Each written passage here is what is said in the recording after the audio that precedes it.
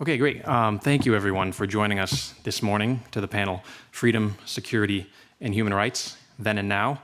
I'm Bradley Reynolds. I'm a senior researcher at the University of Turku, and I research CSCE, OSCE history, and I'm also a board member of Historians Without Borders. So I'll first offer a few introductory words to tie in this panel to the discussions we've been having over the last few days, and then I'll introduce our speakers. I would like to begin with a quote from Václav Havel, as he seems to be the unofficial spirit of this conference. In 1990, Charter 77, along with the European Nuclear Disarmament Campaign, founded the Helsinki Citizens' Assembly. This was a small but important piece of the CSCE process, what was called one of the first attempts to integrate Europe from below. In the inaugural meeting, Václav Havel remarked, quote, "It turns out that no matter how difficult it is to bring down a totalitarian system, it is even more difficult to build a new and better system from its ruins," end quote. And this was in 1990. We have talked a lot about the CSCE process from 1975 to 1990, but I don't think this does the Final Act justice. I would like to pick up on some of the ideas about security that we've been discussing over the last few days. And this idea specifically that security is not binary. It is not something you have or you lack. Of course, in extreme circumstances and in times of war, it is, especially for people living and fighting on the front lines in Ukraine. But for many of us, it is not binary. It is something that is ever-changing, it is something that is fickle, and is something that needs to be continually discussed in democracies. It's a process. And I think this is significant, and this is something that Sia Åkermark rightly pointed out yesterday. This is why the Finnish chairpersonship for the OSCE in 2025 has decided to focus on societal resilience as an inclusive approach to security that does justice to the OSCE's comprehensive security model. This is being able to discuss political, military, environmental and economic, and human dimensional issues as interrelated.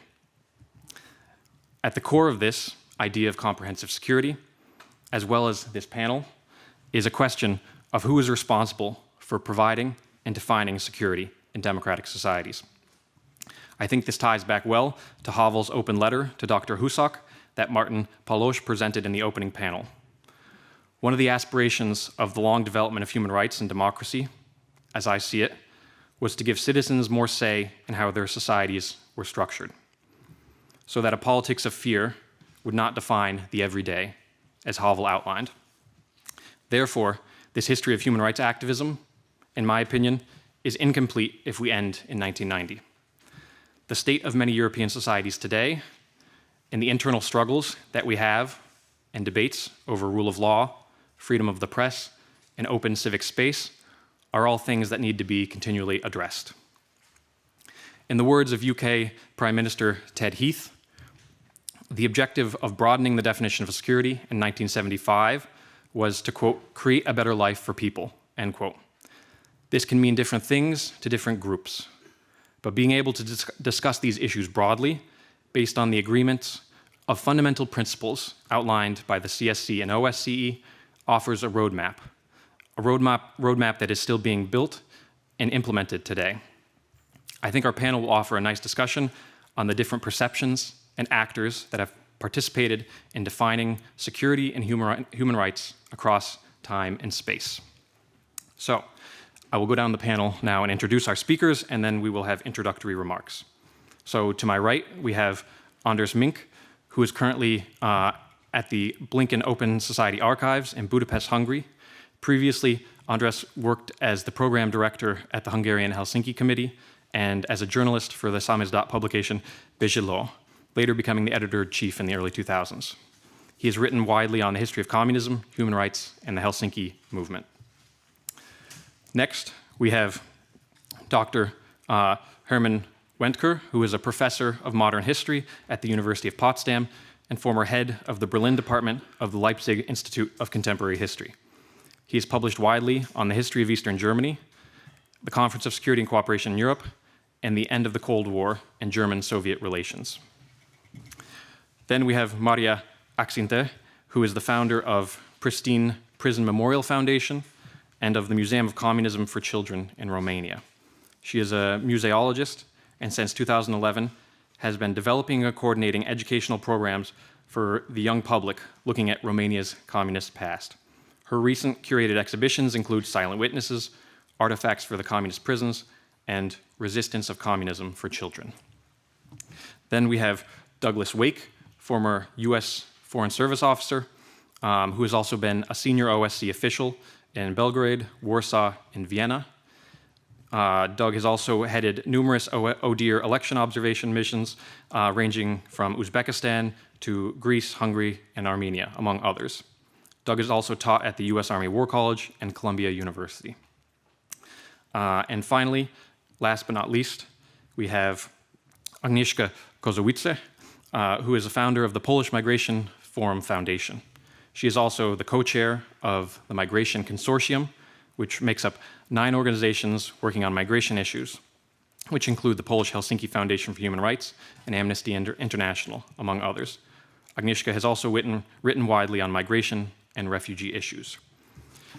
So, to begin our discussion today, I will pass the floor over to Professor Wentker to offer a historical foundation for our discussion. So, please. Thank you very much for having me here. The topic of our panel is freedom, security, and human rights then and now. And being a historian, I will concentrate on the then, so on the history of the CSCE and the Final Act. We have heard a lot about that yesterday, but I will just want to make 3 points regarding this history. The first will be concerned, why did it come about, and why did it come about at that time, and what was it all about? Second, what did it mean for our question, that i.e. for security and human rights? And third, what were the consequences of the CSCE Final Act in the 70s and 80s? So first, why in 1975? The late 60s and early 70s were a period of détente, when both sides, the East and the West, were willing to negotiate. Now, the project of a European Security Conference, as it was originally called, was a Soviet project originally. The Soviets had the idea of creating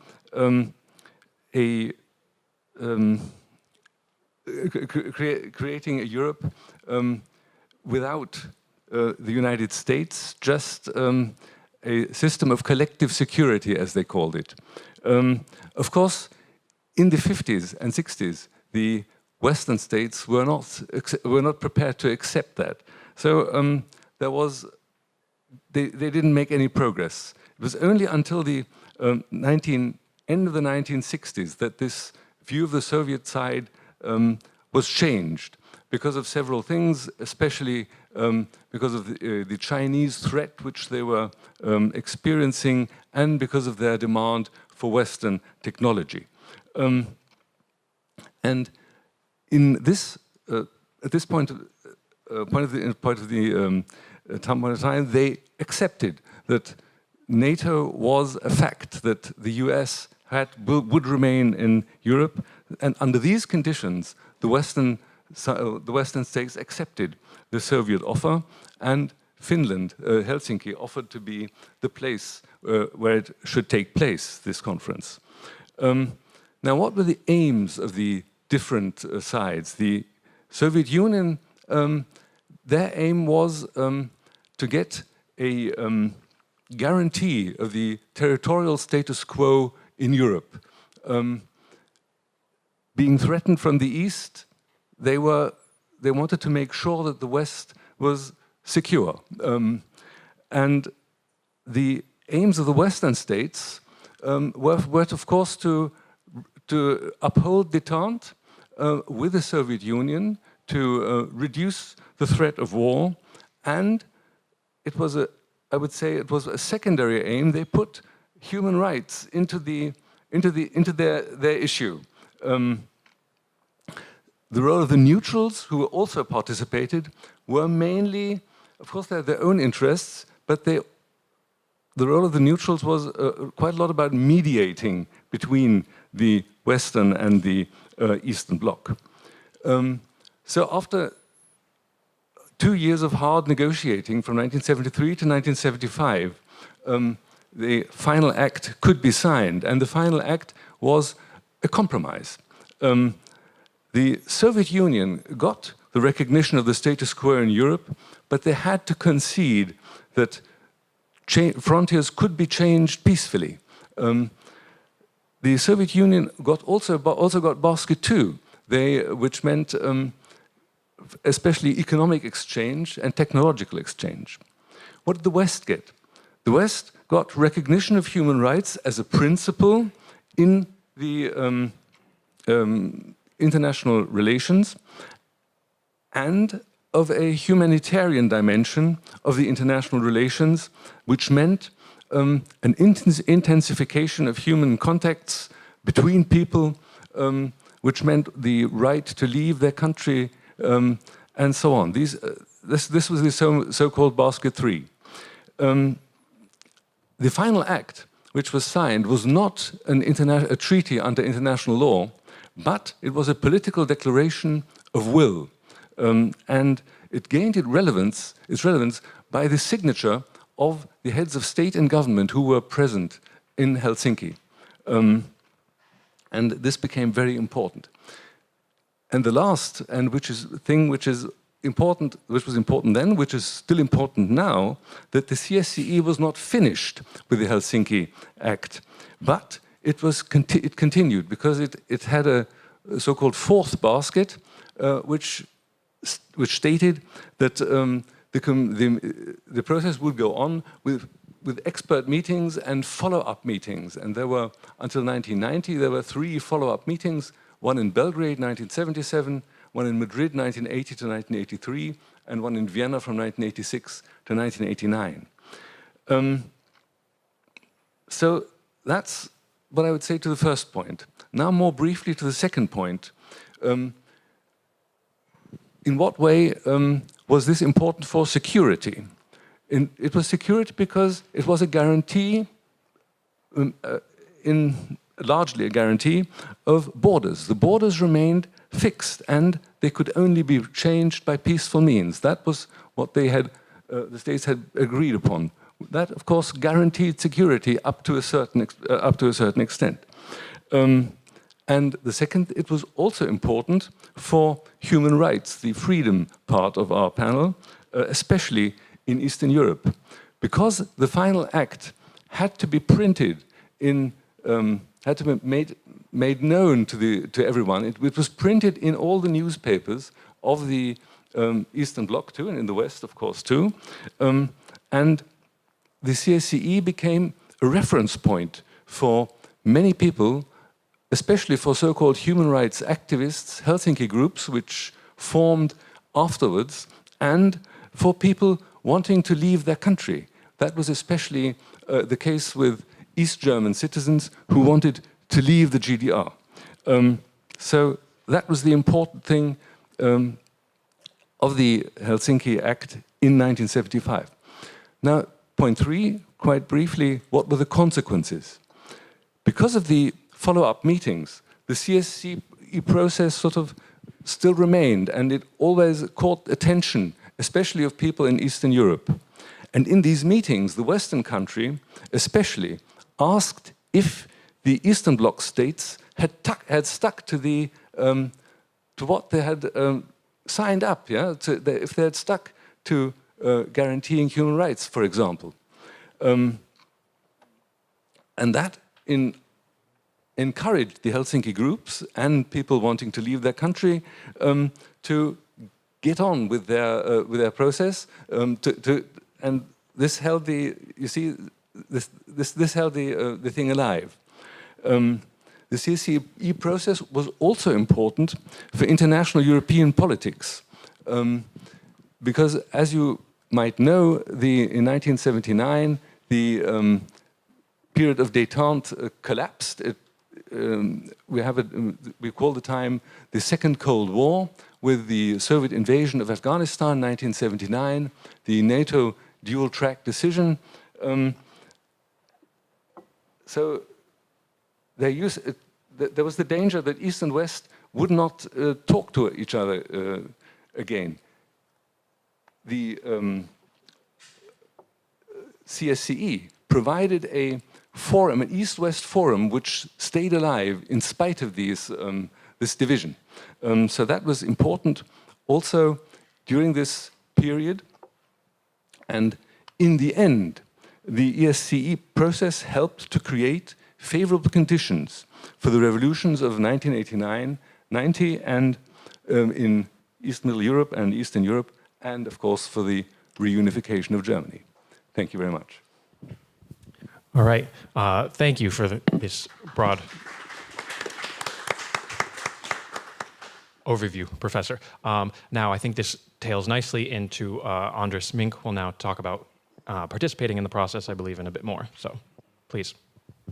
Thank you very much. It's a little bit difficult to speak from behind the bars. Yesterday it was a bit better. I'm telling this partly because I was, as Bradley said, that I was the chief editor of this newspaper, which had its origins in the Samizdat-Times, and in the Samizdat-Times, its front page was designed as someone talking from behind the bars, from behind the fences, from behind a prison cage. So, but anyway, let me start with something which is, I'm also a historian, so I try to speak about the historical perspectives of human rights. And let me start with the sad fact that what we can see today is that the issue of human rights is the main divisive issue which divides the political communities in the Western world and Eastern and Central Europe as well. We can talk about the reasons of this very unfortunate historical development of the last 30 years, but let me call your attention to a surprise that perhaps we do not remember properly, that in the 70s, in the late 70s and throughout the 80s, the situation was just the opposite. Human rights was the main integrative force of many divergent ideas, political wings and political branches. Especially in East and Central Europe, among the dissidents and among the political opposition of communist dictatorships.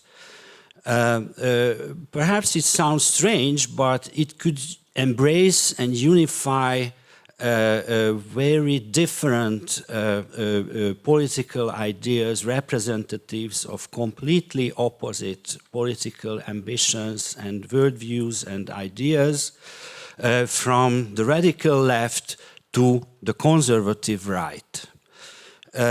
Even the national populists, whose main concern in the region was the desperate situation of national minorities in other countries, spoke the language of human rights in the 80s. I think the main reason is that human rights, no matter what were the expectations of those who invented and initiated and signed the Helsinki Final Act, human rights, the issue of human rights, the discourse of human rights was a real political innovation for several reasons. I think the main reason of that was that it replaced the previous main ideological and political discourse of the 20th century and of the Cold War, which was about socialism and capitalism, or social equality, or free competition, and so on and so on. So this main ideological and political debate was replaced by a much simple and much direct political choice or option: freedom or slavery. This is the first thing we must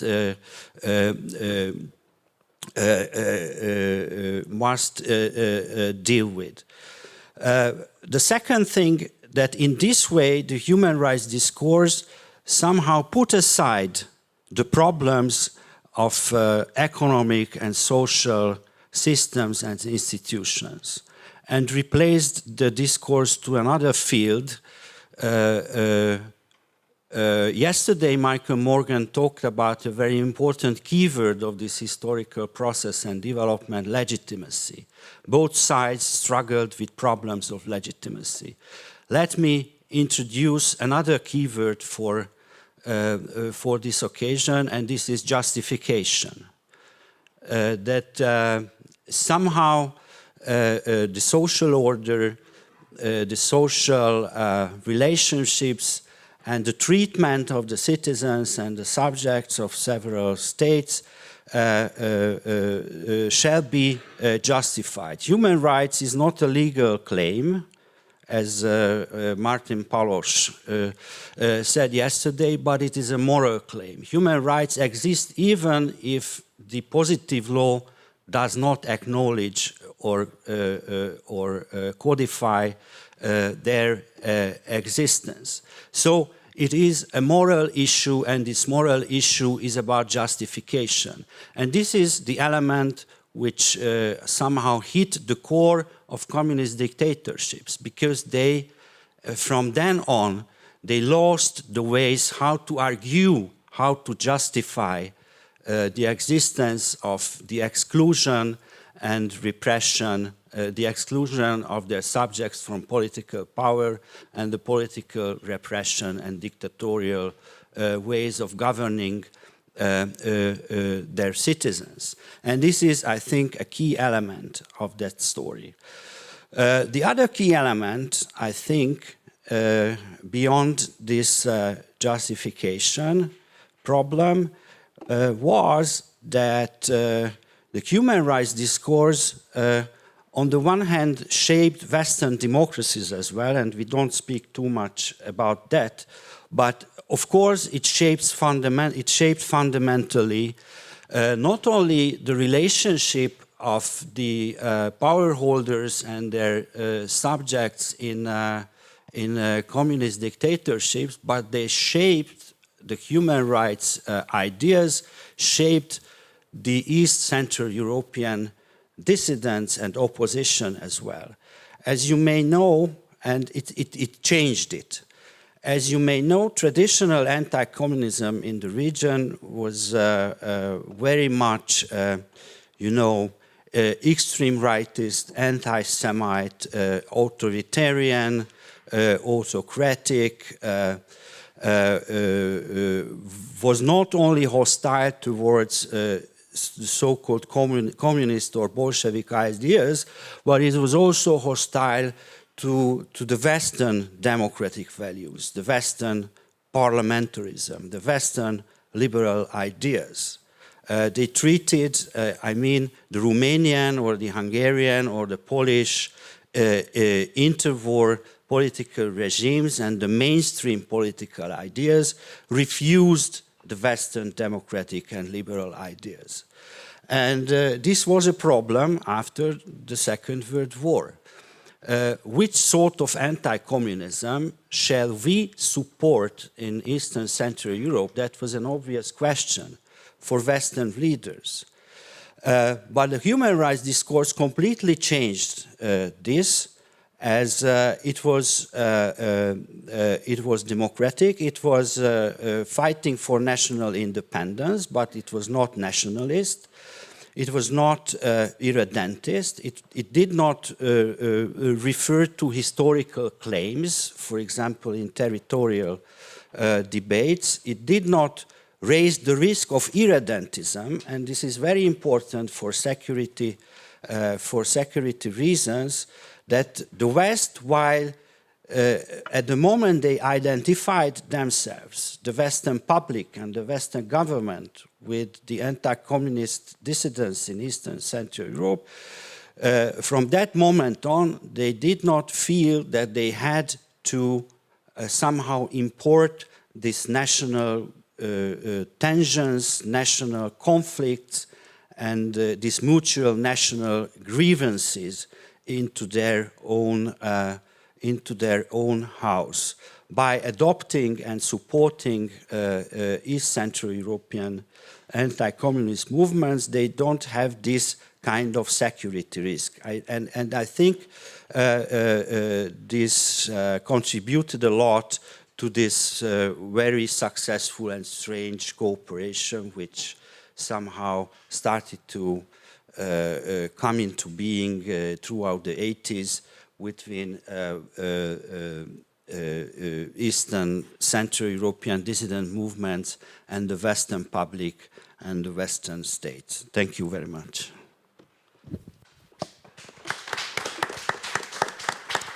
Okay, thank you, András. A very good overview there, and I think this idea of human rights as a connecting language, and then the pertinent question is this still relevant today for many activists within these communities in these transnational movements? So I would like to move now to Agnieszka, who can maybe talk to some more of these contemporary issues. So, please. Thank you very much. I actually wanted to just stand up and move to the side so you can see me and I can see you better. And I think that this would be an illustration of what happens now. I think that our experience in Poland, hosting more or less 4 million people since 2022, is about this, that people moved and took action and didn't wait for political guidance and didn't wait for instruction, but just decided to respond to human rights challenges with their bodies. Professor Sia yesterday said that we have bodies and we are fragile. And I think that our lesson about human rights and the contemporary response is this, that actually we now live in a society where people use their bodies and use their voice and use their individual power to respond to things that they find important. And I have 5 things to share with you in this short time. First is about communities. In Poland, as you know, the war in Ukraine started on Thursday, 24th of February 2022. And on Friday, everybody was in shock. On Saturday, people were kind of frozen with emotions. And then Sunday, we made plans in the foundations. And Monday, we already had first international donors discussing how we can respond. So for my foundation, it took 3-4 days to develop a response strategy and react. But we were late with these 4 days, because already on Friday, or probably Thursday evening, there were individual Poles who were at the Polish-Ukrainian border, who were providing transport, who were bringing their food and water and clothes and arriving there with their private cars to pick up people who were crossing that border after the beginning of the war. So my first lesson about human rights and contemporary approach is that people act when they believe that something is relevant, that where they feel that something affects them or touches them, or that they want to basically take a personal action. I think that the advantage of the community is that it acts fast. It acts faster than civil society organizations. Just people react very, very spontaneously. And thinking about the Polish response, we see how faster the society is as compared to the state. The first decisions, high-level decisions on introducing the special act that would give people protection on the side of the state was taken within 2 weeks. And I remember how frustrated we are with the state that it reacts so slowly. From today's perspective, I see how quick it was, and how quick it was for the European Union to adopt, for example, a temporary protection directive. It was all unprecedented. I think that discussing this, how communities are important, this brings me back to the Helsinki spirit in a way, in a contemporary way. Because right now, I have tried to learn, before I came here, a little bit about the Finnish approach to protection. And I have learned how important this community role is and how Finland develops its protection or defense strategies around involvement of individuals and the roles of communities, how everybody has a function, how everybody has a role, and how predictable, in a way, people are towards each other, knowing each other's place and role in the system, and everybody feels involved. I think that the second challenge that I would like to mention, first challenge, but second issue, is this kind of perception of the civil society, but how the society is. Because we were talking a lot about borders and about lines and divisions yesterday and the day before, but what I see today is these lines of divisions, or żelazna kurtyna, I don't know how to say it in English, iron curtain. Each society has its own iron curtains. I mean, somebody mentioned polarization yesterday. I think that what we are experiencing is a lot of divisions, a lot of iron curtains within our societies. And now, discussing human rights and discussing protection and security, we are actually addressing a situation where it is not a matter of dividing ourselves or protecting ourselves from some kind of abstract or alien or foreign or distant danger. We are talking about a situation where threat can be next door. And I think that the approach and search for security now means something completely different than it used to. Yesterday also narratives were mentioned, and one of the speakers mentioned that narratives are relevant and actions are. I would disagree. We have seen in our Polish context how narratives shapes behaviors and how narratives can affect people's reactions and actions and emotions and feelings and well-being. And we see that narratives are important. Moreover, we see that how narratives are manipulated, how often cyber attacks and fake news affect what we think about reality, what we know reality, also how we think and how we perceive other people. So we see how many challenges there are right now for people, old and young, on making their own mind about things, about what life is like and what others are like. And this has a very significant impact on how we relate to each other and in result, how secure we are. Next, my concept that I would like to bring up is a process. Also, it was mentioned yesterday that thinking about security, we need to think ahead and think how we change as a society and what kind of new phenomena come up and where this security protection or safety is fragile. I am now hiring more or less 75 people. Half of them are Ukrainians, half of them are Polish. I also have few other people and few other nationalities. And I see how much the society changes and how young people have different expectations from states, how differently they see their role in the society as compared to my own generation. And I'm older than the Final Act, unfortunately. So it is important how young people think. I was checking also suicidal rates recently because we had this discussion briefly with one of the speakers that this is an issue, mental health and emotional stability of people within societies right now. And I was astonished to find that actually the suicide rate in Poland drops, but still it's almost 5,000 people a year that take their life. I know that in the Nordic countries the phenomenon is higher, but then the numbers in Finland are much lower. It's 700 a year or something like this. But what we see in our everyday work with migrants, with Poles, with younger generation, older generation, is that people are somehow shaking.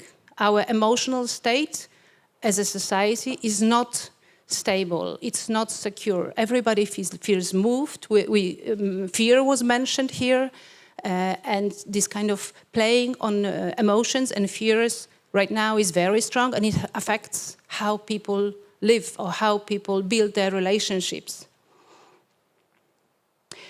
And finally, I would like to talk about how fragile we are. And my final word, that relying on each other, we have to also know our limitations. And developing security is about developing our own personal stability and our own personal strength. And when we think about our individual role in being secure to others or being safe to others, I guess that like in everywhere else, we have to look inside and think about who we are and what we have to offer to the world. And actually, every change in the world starts from everybody on a personal level. So thank you very much.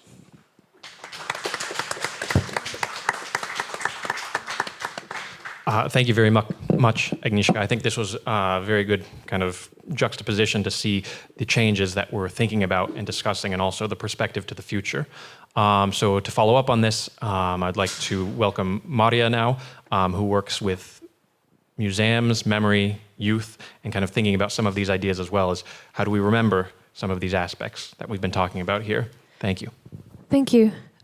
So, of course, I'm going to have to bring you back some 25 years before the Helsinki Final Act to reach the point where we are today at the museum and memory work. So, the Helsinki Final Act marked a turning point where security included freedom of thought, conscience, and memory.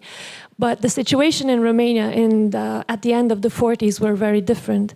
Pitesti prison, the place where I'm coming from, was one of the most extreme examples of repression in communist Europe, where state security was enforced by annihilating individual freedom and conscience. The prison became infamous for being the place where the Pitesti phenomenon or the Pitesti experiment happened. Anti-communist students were tortured systematically in order to denounce their own anti-communist activity as well as their acquaintances. They were also forced to dissociate themselves from their families, from their friends, and all moral values. And in the end, in order to prove that they had truly become new individuals, they were asked to become aggressors to other victims. This sinister action took place in Pitesti between 1949 and 1951, but actually it spread to other penitentiaries starting 1950. The main goal of the violence was to obtain information for the secret police to continue arresting other anti-communists, but also to destroy their personalities and make them incapable of later opposing the communist regime. In communist Romania, practices of security were justified through a warped understanding of state security.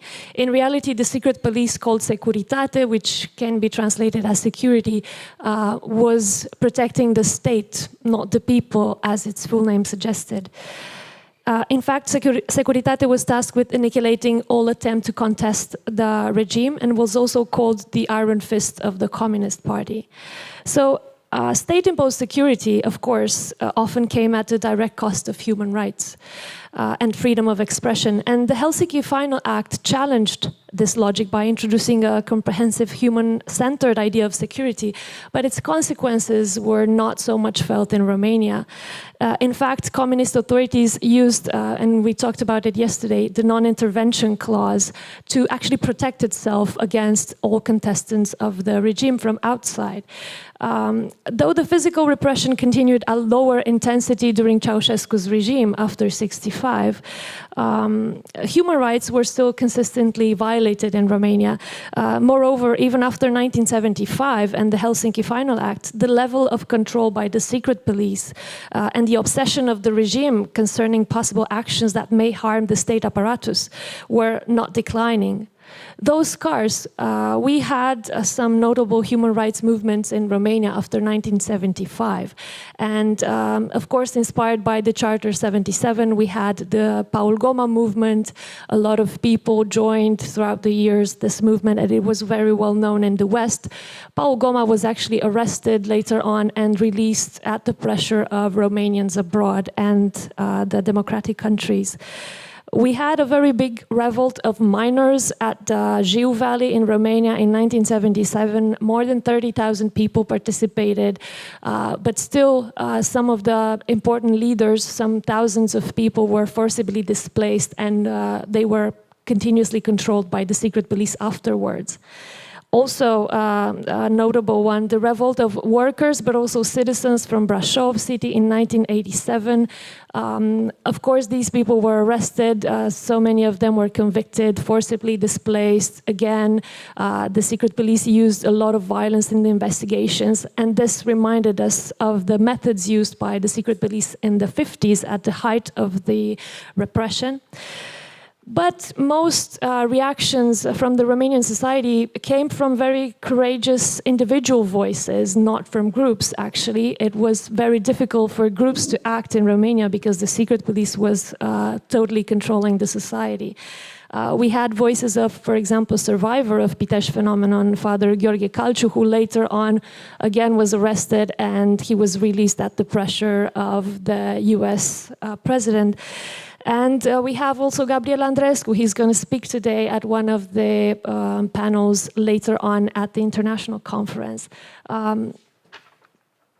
Now, we have initiatives like Pitesti Prison Memorial or the Museum of Communists for Children, but these are usually all initiatives in this direction are private in Romania. The state has institutions, but not much. Most civic platforms and NGOs are fighting for the subject of human rights during communist times and communist repression. And though the spirit of Helsinki didn't really reach Romania during the communist era, I think now is the chance for us to act. And you've seen the elections in Romania. Of course, we had a lot of divide as well, like other countries like Poland.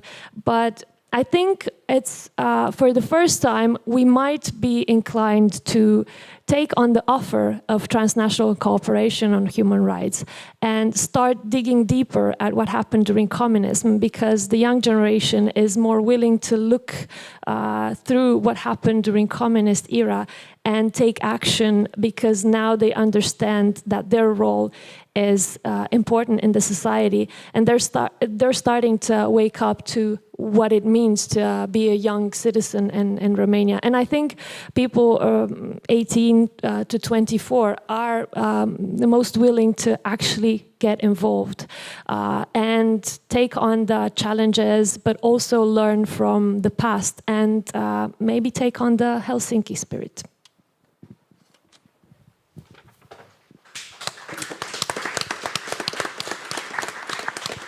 Thank you, Maria. I think that was a good bridge, thinking about perceptions of the past and kind of who are the new actors in providing these discussions about security and society, and how understandings of the past can be significant for this. So thank you. Now, to kind of sum up all of these ideas, I think Doug Wake will offer a good perspective from his work as well as his understanding of the CSCE and OSCE. Please, Doug. Thank you, Bradley. It's great to be in Helsinki to be talking about these issues. And it's a challenge to speak after so many very inspiring and interesting discussion from the other speakers. But I'll try to take this primarily from a practitioner's perspective, as someone who's been involved in the Helsinki process, not from the very beginning, but from the 1980s, both as a diplomat and working within the OSCE. And first, I'd like to take kind of three key elements of the Helsinki Final Act that have been mentioned many times already, and just briefly highlight them. Then I'd like to move into some of the consequences of the Helsinki Final Act and the process that it launched, particularly focusing on some of the consequences that maybe were not intended in 1975, that have reflected developments that no one could have predicted at that time, and briefly maybe say a little bit about the present day and future prospects. So on the Helsinki Final Act, much has already been said about what it means for security. contrasting, as Maria did, with the concept of securitate as understood in too many societies as something that states use to protect themselves against the dynamism and activism and wishes of citizens. The comprehensive concept of security that was adopted in the Helsinki Final Act wasn't totally new. As was mentioned in the very first presentation in this conference, we had the United Nations Charter. We had the United Nations Declaration, the Universal Declaration of Human Rights, both of which included most of the concepts that are already in the Helsinki Final Act, including human rights, including in the case of the Universal Declaration, even something that goes beyond the Helsinki Final Act in terms of elections and democracy. But what was unique, I think, and special about what happened here in Helsinki, first of all, was the fact that it was adopted with the active engagement, visible, high-level participation of the leaders of what we call this space from Vancouver to Vladivostok, of the leaders of North America, Europe, and Eurasia, and that it was done in a way where security was a headline along with cooperation, and all the principles were deemed to be equal, which is not necessarily the same way one would always read the UN Charter or the Universal Declaration. So I think that was important. There are two other important aspects I'd like to mention of the Helsinki Final Act, both of which I can thank Professor Wentker for already mentioning, and I'll just highlight them because they relate to some of the things I want to say in the rest of my remarks. One is the importance of establishing a follow-up process. The fact that this wasn't just a declaration. This wasn't just a document that leaders came together, signed, and then put on the shelf. They agreed that there would be a series of follow-up meetings. They did not agree on setting up a formal structure or an organization at the time, but they agreed that we'll get together again. And then I'll say in a few moments why I think that was particularly important, including the fact that the agreement to follow up included review of implementation. And the other element, besides follow-up and implementation review, that has already been mentioned, is that the Final Act, and it was in Principle 7, the one that relates to human rights, specifically highlighted the right of the individual to know and act upon the rights that were in that document. The right to know and act upon your human rights. And if we now move from what's in the Final Act to consequences, as I said, many of them unintended, perhaps, I would start with the way that follow-up and implementation review and the right to know and act upon your human rights led to something that's also been mentioned by many speakers over the course of the last 36 hours, and that is the engagement, the activism of civil society, particularly Helsinki monitors in the Soviet Union and other states of the Warsaw Pact, who took their leaders' word at face value and said, you agreed to something, you agreed to a follow-up process where we're going to be able to look at how it's implemented, and we are going to document the gaps between performance and promises. And this becomes extremely important. It becomes extremely tragic in the case of some people who were arrested, sentenced to long prison and labor camp sentences, some of whom died. But it also kept the focus, the spotlight on the part of security that was promised in Helsinki that didn't have to do with what Securitate did only, but also what its impact was on citizens of Romania or the Soviet Union or other places in the what was then the CSCE area. Another unintended consequence, I would argue, of the follow-up process that was mandated by Helsinki was that it created an enormous imperative for future meetings to somehow be, and I'll put it in quotation marks, successful. You had to finish the next meeting with an agreement on something. It didn't work very well in Belgrade in the late 1970s, but there was still agreement to keep the process going, to have another set of meetings. And that already is important. But when we got to Madrid and we got to Vienna, a meeting I participated in the mid to late 1980s, and then if we look at what's happened subsequently with the Paris Charter adopted in 1990, when the CSCE process led to a series of meetings, there was also an imperative to move forward, to look for new commitments, to look at areas that perhaps had not been addressed in Helsinki that also involved this comprehensive concept of security. And I would highlight here a couple of things. I mentioned that the Universal Declaration of Human Rights already mentioned democracy and elections. The Helsinki Final Act did not. But by 1991, as a result of the changes that were taking place, primarily in the Soviet Union, but elsewhere in this OSCE, CSCE area, it was possible in Copenhagen in 1990 to agree not just that democratic elections are the basis of government, but on very specific, detailed provisions about what democratic elections look like in terms of their transparency, in terms of equality of opportunity, and so on. And this was replicated in other areas, not just in the so-called human dimension, but also in the economic and environmental dimension, and of course in hard security relating to military confidence and security building measures. There was always an imperative, there was always a push to see if there would be common ground among players that were not always agreeing with each other, even in the most golden days of the late 1980s and early 1990s. But common ground was found, agreements were reached by consensus, and that has some sticking value, one would hope.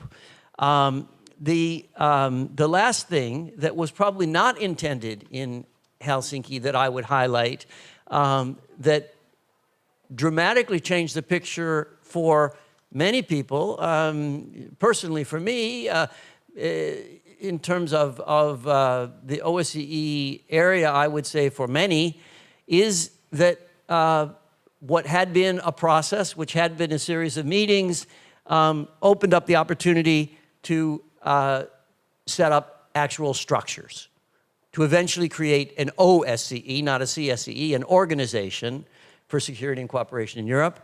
The immediate imperative for this was more than anything else, I would say, the changes taking place in Eastern Europe and the former Soviet Union in the late 1980s and early 90s, on a positive level, including things like elections in Poland, which led Poland to volunteer to have the Office for Democratic Institutions and Human Rights based there, but also the tragic developments in the former Yugoslavia, which led the OSCE, first the CSCE, then the OSCE, to establish field operations to help first with stabilization processes, then for post-conflict democratization and institution building processes. Because time is short, I'll say one more thing about the development of those structures. They're under a lot of stress now, and the pressures of budget and failure of states to agree on many things puts them in strain, but they are still working, and there are still very incredibly dedicated people serving the OSCE, participating states in those field operations and institutions like ODIHR. Tragically, 3 of those people are still detained by the Russian Federation because of the work they were doing in eastern Ukraine, and that's a major scandal that needs to be addressed. And since time is short, looking at the present and the future, what I will say is, of course, there is enormous disappointment among civil society, rightly so, and among many countries in the OSCE area about the fact that others are doing a very poor job at implementing those commitments that were agreed. The key headline is Russian aggression against Ukraine, but that's only one of many violations of OSCE, CSCE principles that are taking place in the OSCE area. And I have to point to my own country, the United States, where many of the developments of the past 6 months point in the direction of ignoring or violating CSCE and OSCE commitments. On a positive side, I'll go back to what Michael Morgan said yesterday about crises sometimes leading to opportunities, and just leave open the question about how we can all use these opportunities that may be created by the current situation to build for a better future in the next 50 years.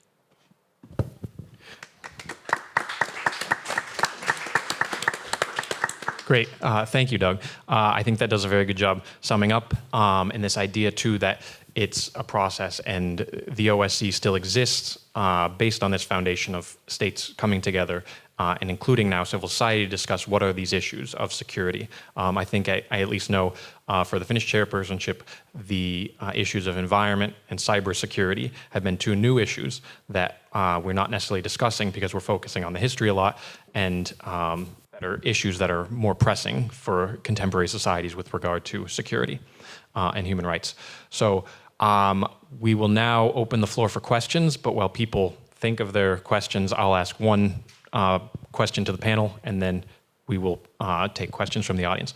So the idea going off of this last presentation and some of this ideas here is if human rights was the language that connected various different people, inspired different activists to kind of think about their societies differently, what would you say, can you say if there is a new pressing issue in your field of work today? How do people you work with think about security, and is it specifically this human rights language that's important, or is there something different, something new, how they think about the past or the present? And also feel free to comment on other presentations. Yes, please. Yeah, I would say the problem is that after 1990, one thing came to the forefront which wasn't realized so much before, that the element of nationalism. The element of nationalism, especially in Eastern and Central Europe, which was in a way natural, because after communism had gone, there was sort of, that was what people went back to, and I think you said during the communist time, it was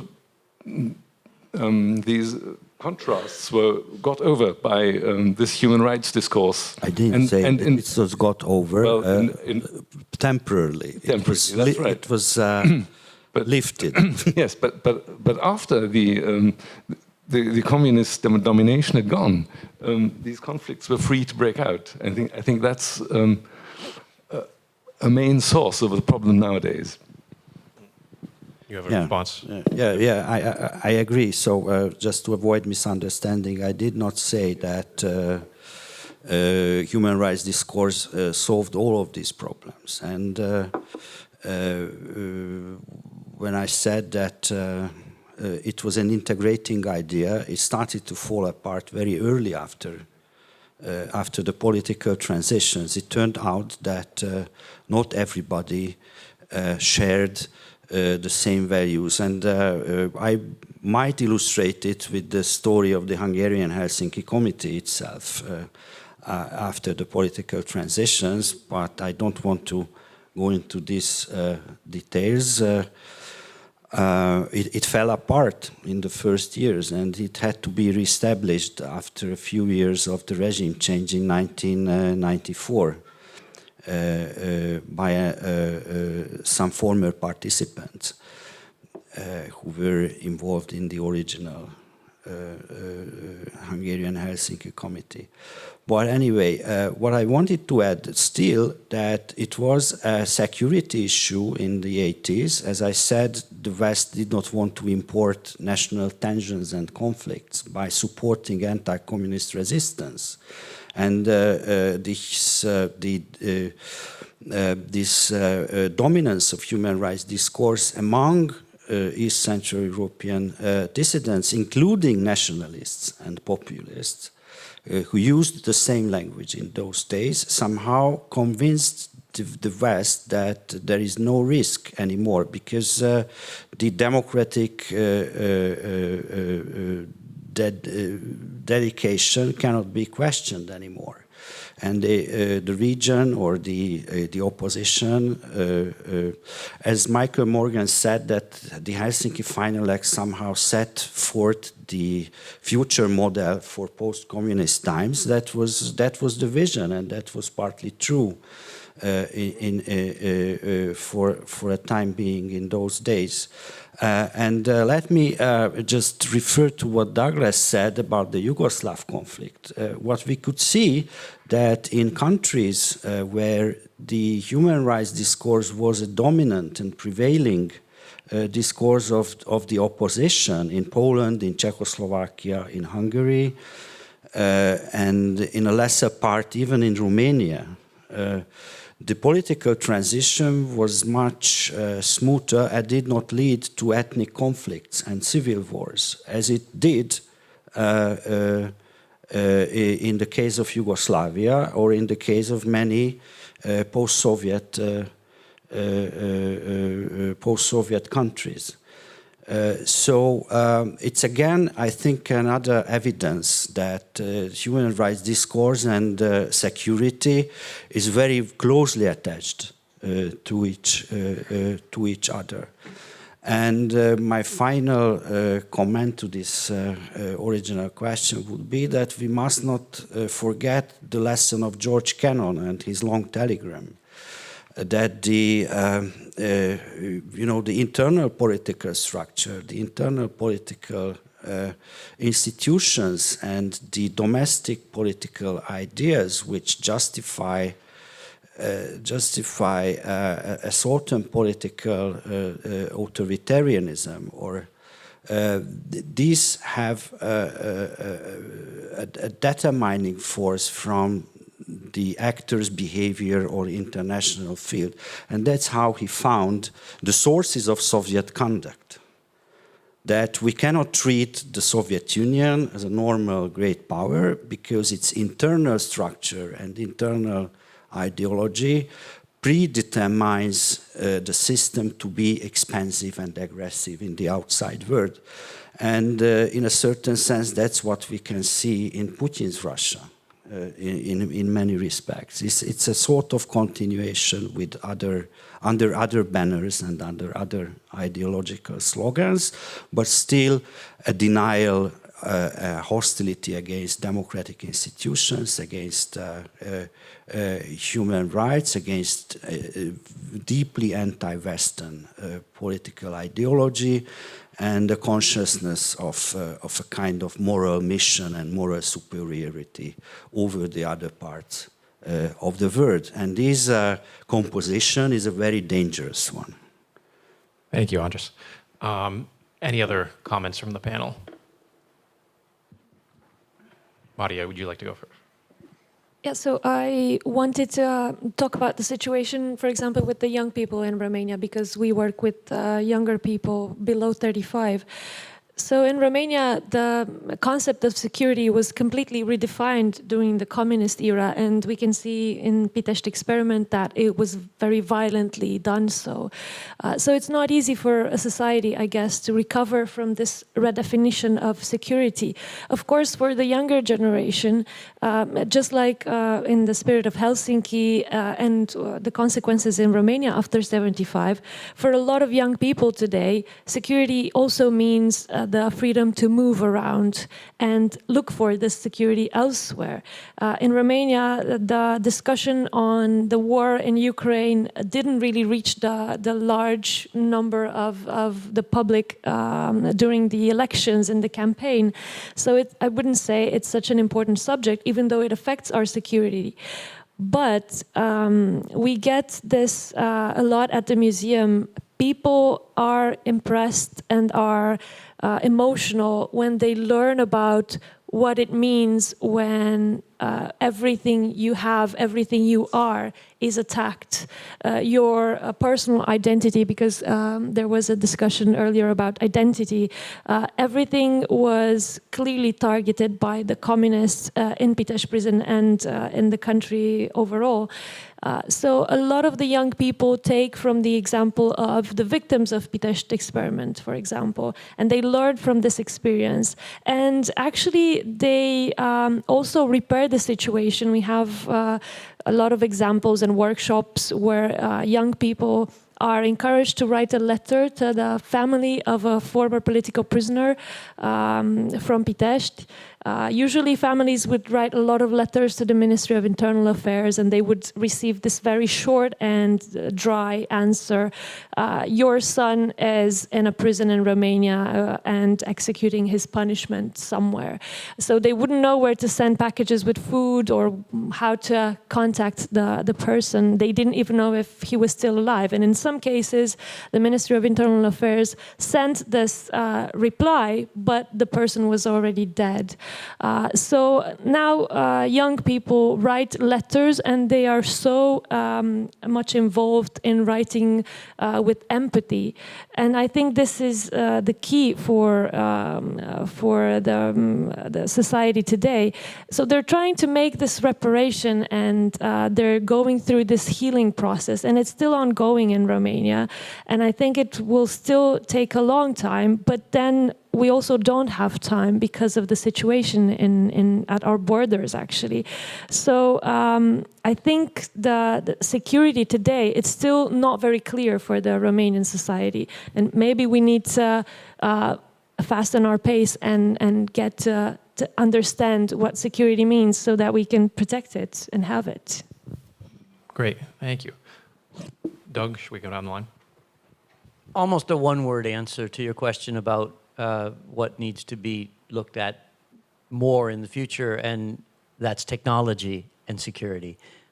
So the way in which the changes that have taken place, not just since 1975, but even very rapidly in recent years, affect everything from elections in Romania to the ability to develop confidence in security building measures among militaries who used to just count tanks and now are worried about whether small drones are going to come out of boxes that are delivered to their territory. These are things which have many dimensions, and I don't want to minimize what OSCE bodies are already doing to look at the impact of technology on trafficking in persons, to look at how technology is used both to violate and in some cases to support human rights activists. But if there's a broad area for lots of future work, it's the relationship of technology to security and human rights. Thank you. Yeah, Agnieszka. Thank you very much for saying this. I'm delighted you said that. I would be more even specific, and I would quote artificial intelligence as a new challenge. And I see, working with also young people, how often they develop relationships with fake identities that are made by AI, or how much they learn from technology in general, blurring their understanding what is real, what is not real. An increasing number of people function solely within this technological world without relation to reality and without interest in history and without any understanding what are the facts and which are not. And I guess that this is a very big difficulty in really learning lessons from the past and understanding like what is the world that we live in. But the second notion I would like to bring in is developing communities. I think that in my working or running an organization that is helping refugees and migrants, we see how difficult it is to create a sense of safety and closeness with people that have different backgrounds. And I see how increasingly our societies are diverse and how really hard it is for people to overcome this otherness or distance to people that have a different background, different life experience, different skill color, different background in many senses, and how complex it is to develop a new community that is diverse but feels a community nevertheless, and how much we are lacking. Even looking back at this Ukrainian response experience that we had, it is a challenge and it is difficult to have this feeling of interdependence and trust in your neighbors when they have just moved in. And I guess that this is a big challenge for us to develop a new way and dedicate more effort into developing communities and cities, towns, villages that feel secure even though they are diverse. Thank you. Yeah, and I think a good point that came up too is the OSCE attempting to address many of these concerns through the High Commissioner for National Minorities as one of the ongoing processes. And I think the point that Doug brought up too is human rights, can it be transitioned, that language, for discussing human rights in technology? And so that's a prescient issue. So I'd now like to open the floor to questions. So I see this gentleman in the front. Do we have a microphone? And anyone else who would like to ask a question can raise their hand and I will make a list. Yes, excuse me. Please. Okay, thank you for the very interesting discussion. So, but I have a question which is related to the topic. It's Gaza. So the lack of food and medicine in Gaza, genocide question mark. For example, one boat brought food and medical supplies was just taken over the Israel military, and activist Greta Thunberg was in the crew, part of the crew, and she was kicked out. Okay. What would, if EU would coordinate 30 or 40 boats to bring food and medicine to Gaza, and the boats could be guarded by EU coastal guard boats or Navy, what would Israel do? What would US do? Is it possible, and is it possible to even discuss about the topic, or is it too sensitive? Okay. So would anyone on the panel like to respond to this question on Gaza? I think this is a broader question on kind of thinking about human rights through the Helsinki process in a global context. So is this something that's restricted to Europe, or how do we talk about these issues more globally, and how do they then influence the European discussion? Agnieszka, yeah. Can I just share a personal experience with you? Because yesterday one of the speakers mentioned in these turbo presentations that the world is silent about atrocities, and it is silent also about Gaza. Gaza was specifically mentioned. And I realized I am silent. And yesterday I missed the concert, but I both posted a Facebook post about this, why I'm silent and how difficult it is to take a voice. And overnight I think I got some 80 or 90 comments. And what these comments say is that people look for a way to take a voice because they don't know how. I think that this Greta boat is an example how citizens act when states don't act, because it's been quite a long time that the Gaza situation was developing. It's one of the comments I have received is that we should not talk about 7th of October when the Hamas attack took place, which resulted in the current state of affairs, but about decades of the situation that is not being addressed by the big actors that you have just mentioned. What I wanted to share with you also is where I put hope is these personal relations of individuals. I take part in a dialogue where a women rabbi is together with Moa and with Muslim colleagues, and they are able to discuss. And they are able to talk about Gaza and present their perspective. So I think that if individual folks are able to talk about a conflict that touches them personally, I would expect states to be able to do the same. Any other comments from the panel? András. Well, I think it's on the one hand clear and obvious that that deprivation of a people from food and medicine, or attempts of ethnic cleansing and total destruction, is absolutely unacceptable. And we must raise our voice against such practices. But on the other hand, I was a very young child when I first heard about the conflicts of Middle East and the Israeli-Palestine conflicts in Budapest. And I grew up in this atmosphere, and I hear every week about not only incidents and acts and counteracts, but also various attempts to somehow solve this problem. And as a historian, I would say that the whole thing went wrong sometimes 30 years ago when Ishak Rabin was killed by an extremist Jewish assassin. And from then on, both Palestine, or the Palestinian political elite, and the Israeli political elite are going towards a very, very wrong direction.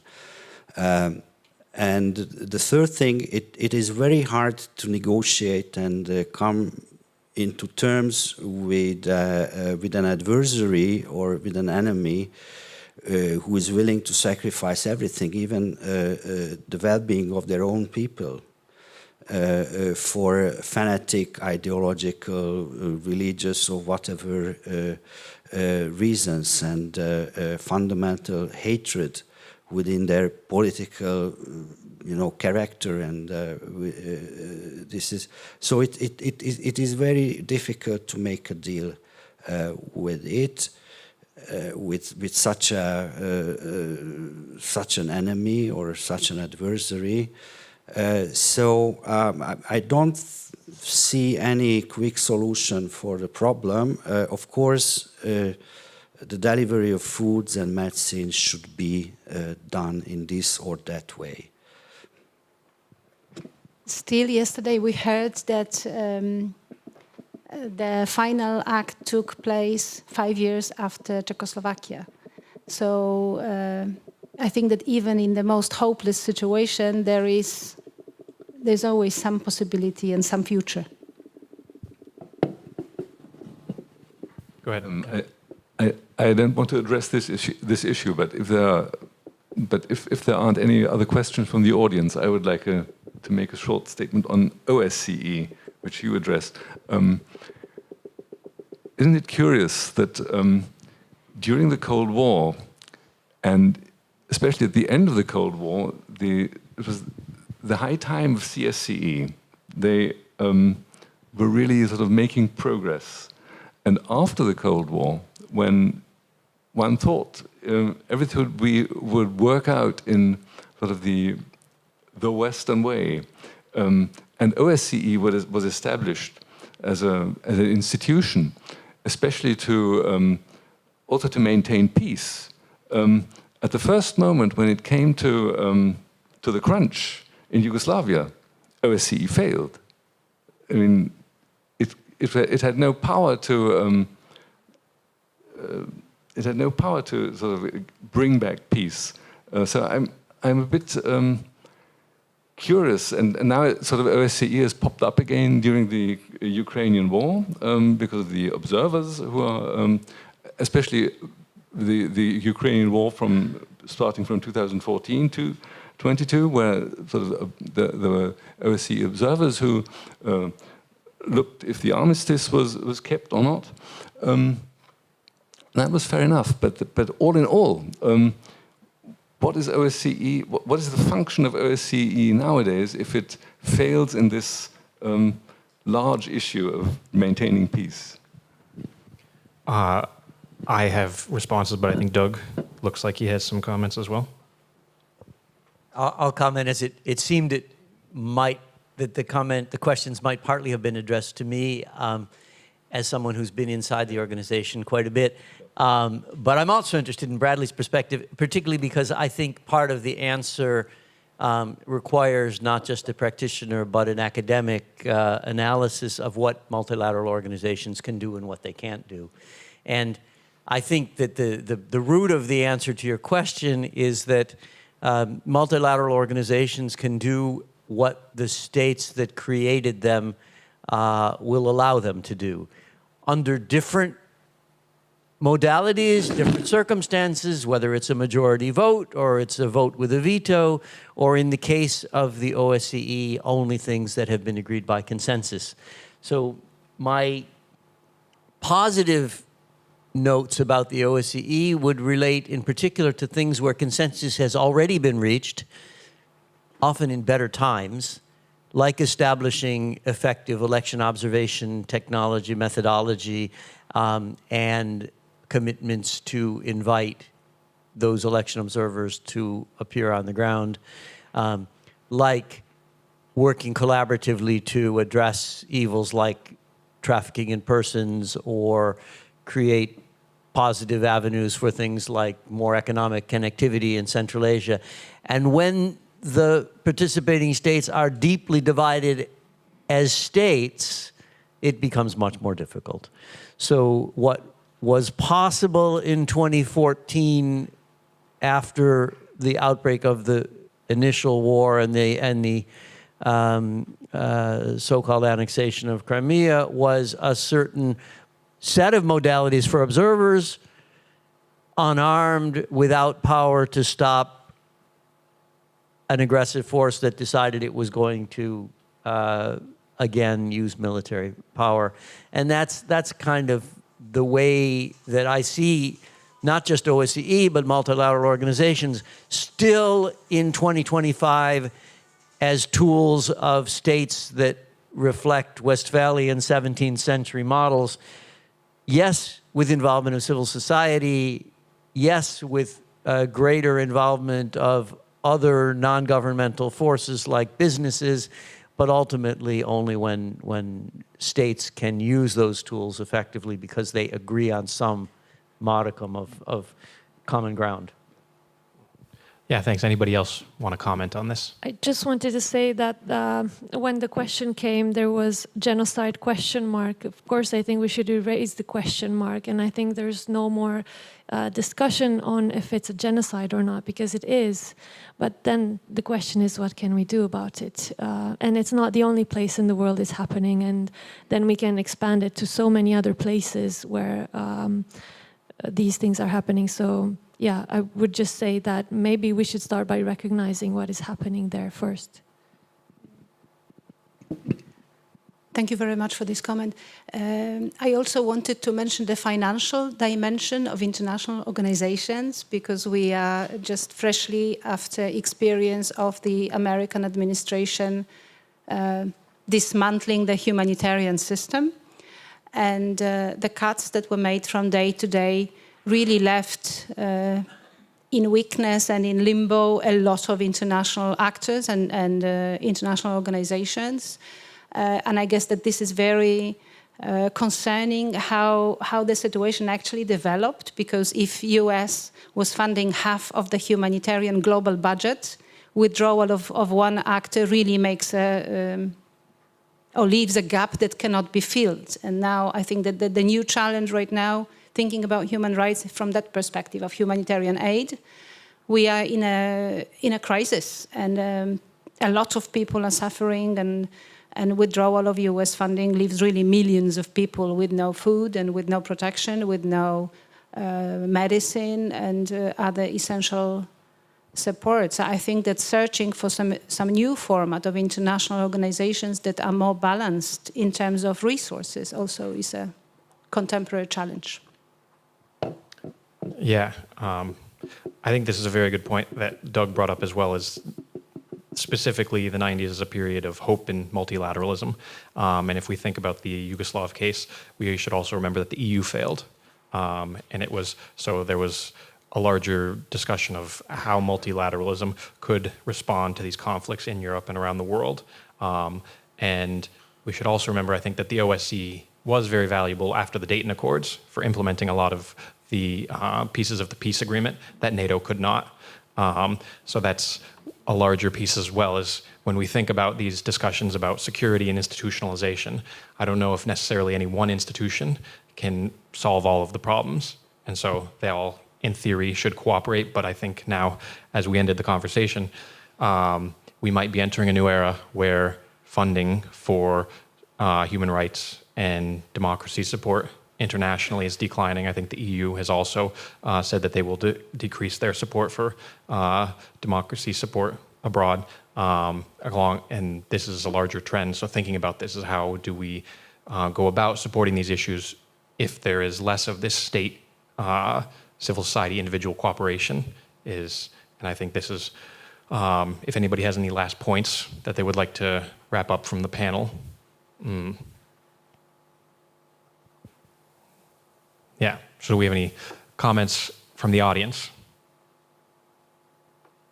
Okay, but I think this was a very nice panel, and I think we had good comments here on the difficulties of security today in relation to human rights and how it's progressed over time, how we remember it, and how it can be useful in building these new societies. So please join me in thanking our panel.